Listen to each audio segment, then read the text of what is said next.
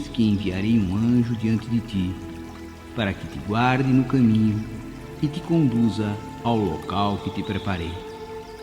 Respeita-o e ouve a tua voz.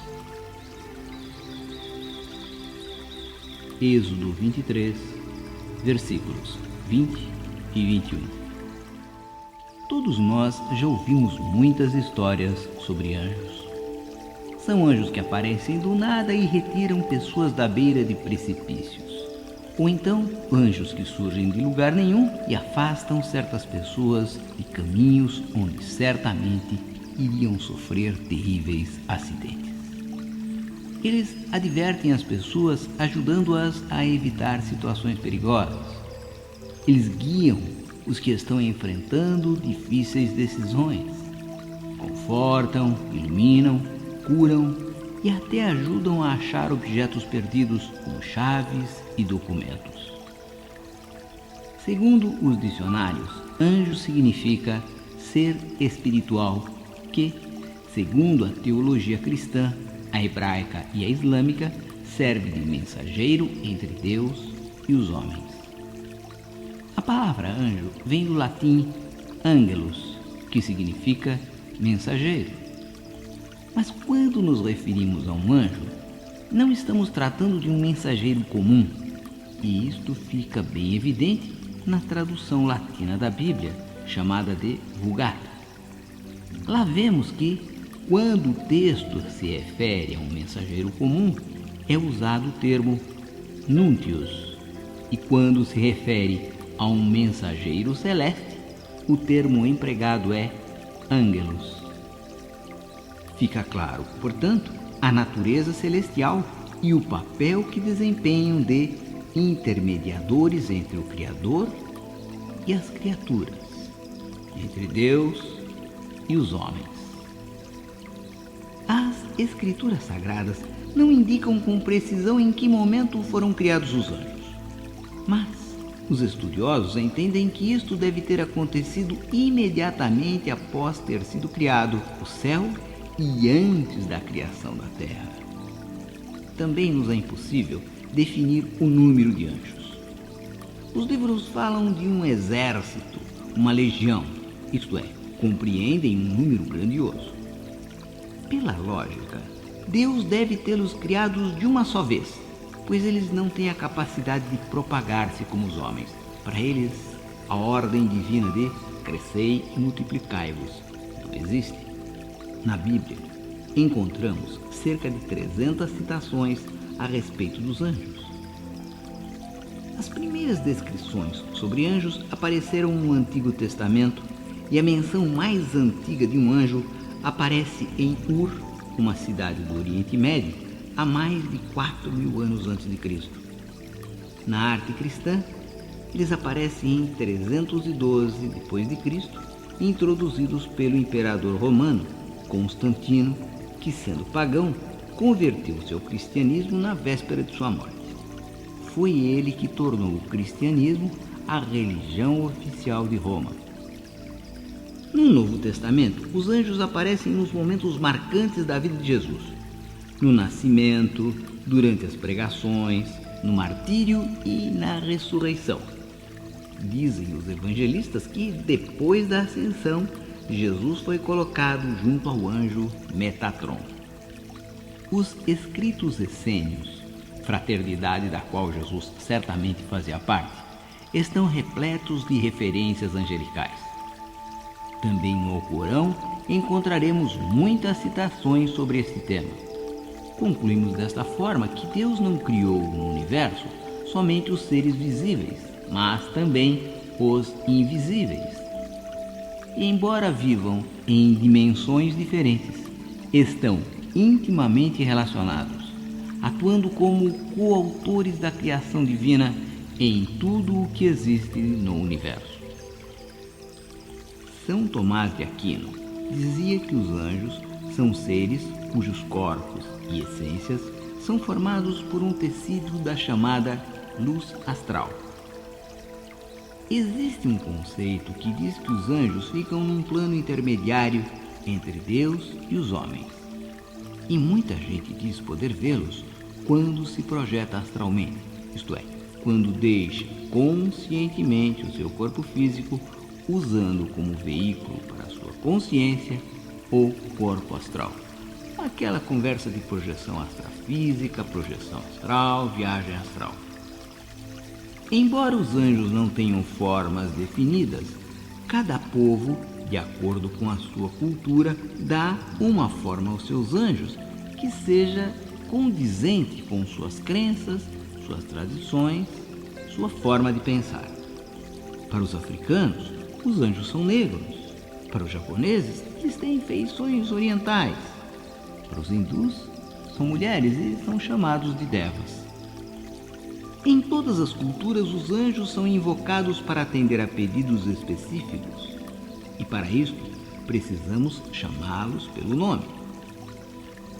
Os nomes dos anjos, tanto na cultura judaico-cristã como no hinduísmo, são formados por uma combinação de letras que contém um significado específico.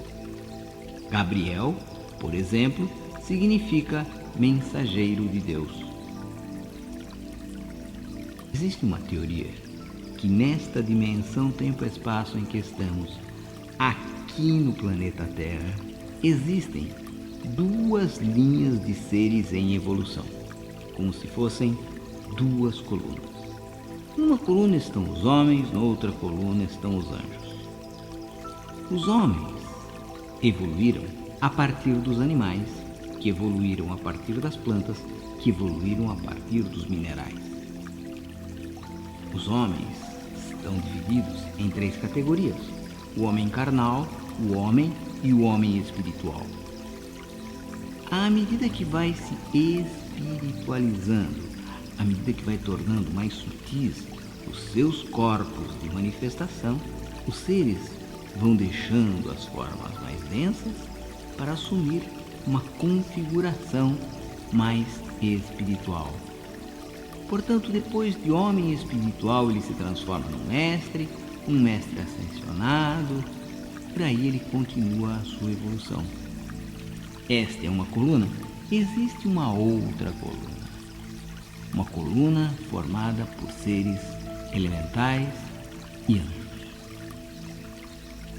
Tudo no universo está formado por 4 elementos: a terra, a água, o ar e o fogo. Dentro de cada elemento existe uma forma de vida e uma forma de manifestação de consciência. E assim nós temos os elementais da terra, da água, do fogo, do ar. Estes elementais vão evoluir e vão se transformar em anjos, que se transformarão em arcanjos, e assim a coisa vai evoluindo, tornando-se cada vez mais espiritualizada. Um homem nunca se transformará num elemental, da mesma maneira que um elemental nunca vai se transformar num homem. Porém, apesar de estarem vivendo em colunas separadas, existe a possibilidade de uma intercomunicação. É possível se conversar com estes seres. E é possível que uma coluna ajude a outra nos seus processos evolutivos. Portanto, é possível que nós, homens, busquemos ajuda com os anjos ou com os elementais da Terra, como temos visto numa série de outros exercícios criados pelo Imagic. O objetivo deste treinamento é colocar você em sintonia com o reino dos anjos.